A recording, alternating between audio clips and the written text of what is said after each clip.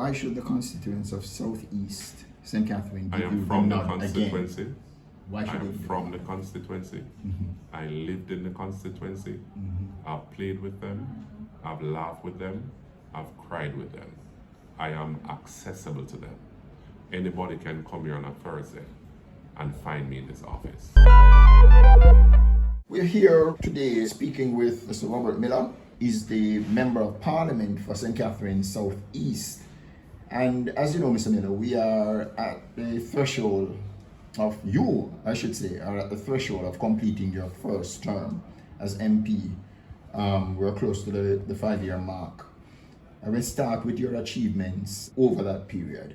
So I've managed to accomplish a lot within the soon to be 5 years. You know, I will agree that a lot needs to be done as well. Hence, I'm seeking the support of the constituent to continue in that move. But you would understand that the history of this constituency is governed over the years by the opposition party. And I managed to be victorious at the last election, September 3rd, 2020. Since I became Member of Parliament, we have done majority of our work in terms of the resurfacing of some of the communities that are within the constituency. So whenever I get some subvention from the government in terms of during the Christmas time, well, just to start, majority of the roads in the constituency are parochial roads. So they are governed by and are custodied by the municipal council.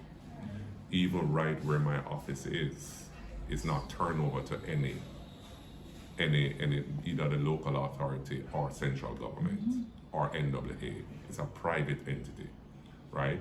I would have repaired around here the last 3 times, and the last time I did it, I was brought to books by the municipal council.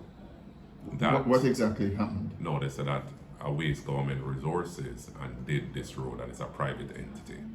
I did some more research subsequent to that because it's in a deplorable state, and I realized that it's in the custody of UDC. I've written to them where that is concerned, but of a fact, I really can't use government resources to really repair these roads. So can't you try to step up the pressure on the UDC? Yeah, man, I'm doing that. And with the business persons around here, because it's a commercial area, you know, we're trying our level best to do that where that is concerned. I've had meetings with them as well, and we're trying our level best to deal with that. Now, whenever the government gives us subvention in Christmas for road patching, that 10 million, I believe road patching is a waste of time to me personally. So I use that 10 million to kind of resurface some blocks in Garveymead. It's a parochial area. Garveymead is a beautiful community, but the blocks are in a deplorable state. I've done subsequent to that 5 blocks in the Garveymead space that has never been done in over 40 years, right? I am in the process of doing 1 more now, and I'm moving to Westport. Westport is a community in the Bridgeport division. So the constituency has 5 divisions. Yes. And Bridgeport is one of the divisions. Westport is in Bridgeport. Westport is a strata. So by right, I have no custody over Westport. But the roads in that community is in a deplorable state. And I'm moving with alacrity to use last year's subvention that I got to do some blocks in the Westport space. I received 2 years ago 40 million. Each member of parliament had received 40 million to do some road surfacing in the constituency. I used that 40 million to do Portmore Gardens, Robinson Close, Penway, and Myrtleway. You know, Myrtleway, for example, when I came in, there wasn't running water in Myrtleway. A lot of people did not know that there is no running water in Portmore. Where is that specifically again? It's right in front of Caymanas Park, right at Big Tree. Okay. A little community by the name of Myrtleway that normally supports the opposition party. But I represent everyone. When I went there wasn't any running water. I spoke to the National Water Commission. We got running water in there. We brought community Wi-Fi in Myrtleway. We had a zinc fence removal from some resources that we got from Ministry of Housing. I did We got it twice. I did Mandela in the Westchester Division. I did Merkleway. I did Passage Fort Drive. Those are in the Independent City Division. I did Portenders Road, Back Road, in the Edgewater Division. And we used those resources to have a zinc fence removal, which beautified the entire space of Merkleway. And then subsequent to that, from the 40 million, I would have resurfaced the area. Right now, I've written to TPDCO to see if we can get some resources to do a beautiful welcome sign.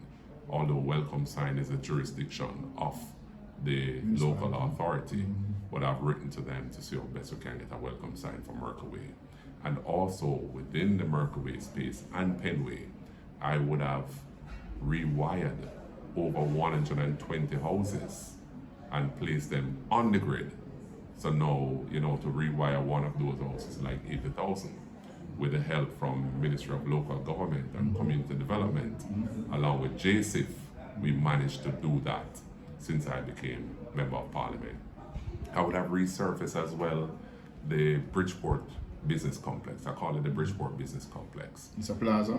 It's like a establishment that hosts the Bridgeport Dental Clinic, the police station, the post office, and also those are and also our pharmacies there. I would have resurfaced that area, since I became Member of Parliament over 40 years again. I would have resurfaced the Waterford Business Complex that hosts the library, the police station, the post office, and the Waterford Health Center. I'm lobbying the government as we speak to remove the health center, but that's something that I've been lobbying since I became from Waterford? From Waterford. Why? Because it has outgrown its useful capacity to function. And I don't believe that the doctors and nurses are working on the great, care in terms of their space that the facility is just too small. You have outgrown it. You have outgrown, and many of the patients are on the outside, rain and sun. It's not conducive for a health facility. I found a piece of land that I advised the Ministry of Health about. Drawings are in place, so we're just trying to lobby to see how best we can relocate, which is adjacent to where it is right now. So it wouldn't be a stress for persons to leave that location. And then we tend to expand the library into where it is now to have a nice little complex right there. I would have also done work in Waterford in terms of a lot of sewage collapse, both in Waterford, Edgewater, and Portsmouth, Independent City, Bridgeport. Basically all over the constituency, we have had a lot of sewage collapse. The pipes are aged, the pipes are asbestos, so the capacity to really remove those pipes is very costly. So they collapse, we tend to change the pipes with water commission. So I would have done around 15 collapse thus far in the space since I'm here, and we have removed those pipes. I would have done the legacy program through the National Housing Trust that the Prime Minister announced in 2016. The communities that were impacted by that program is Portsmouth and also Westmead. All 10 blocks are being done now at the Westmead, and we have the procurement process because of a fact I've not done much roads in Westchester and Cumberland, because the legacy program is going to deal with all the roads in Westchester and Cumberland. And the reality is, it's the worst area in the constituency.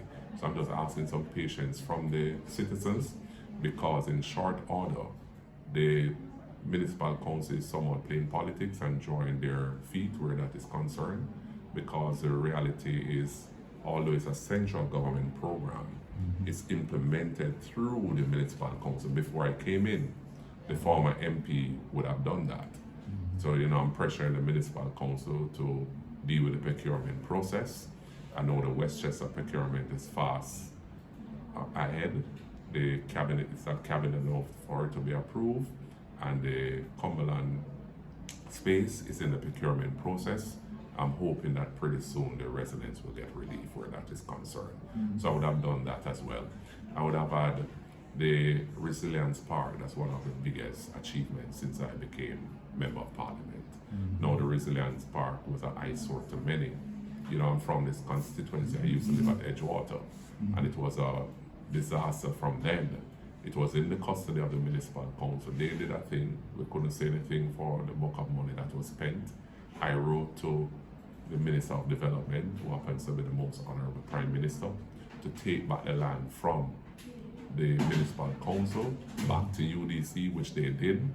And subsequently, we did the plans, the drawings, we had intensive meetings with the community as to what they would want there.